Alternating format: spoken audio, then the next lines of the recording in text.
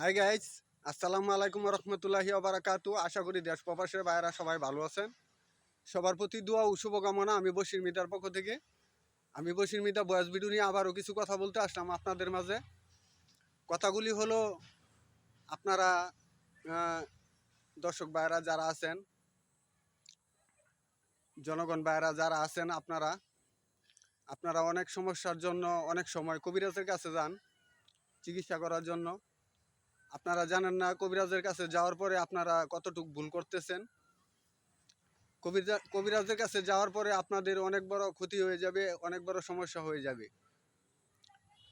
সমস্যা বলতে, কবিরাজ আপনার চিকিৎসা তো করবেই না, বরং আপনার ক্ষতি করে দিবে। আপনারা সবসময় চেষ্টা করবেন নিজেরা বাড়িতে কোরআনের আয়াত পড়ে, দোয়া কালাম পড়ে চিকিৎসা করার জন্য, রোগের জন্য। আপনারা কোনো কবিরাজের কাছে যাবেন না। যদি আপনারা কবিরাজের কাছে যান, আপনার শত্রু আপনার থেকে বেশি টাকা দিয়ে আপনার কাজ করা বন্ধ করে দিবে এবং আপনার ক্ষতি করে দিবে।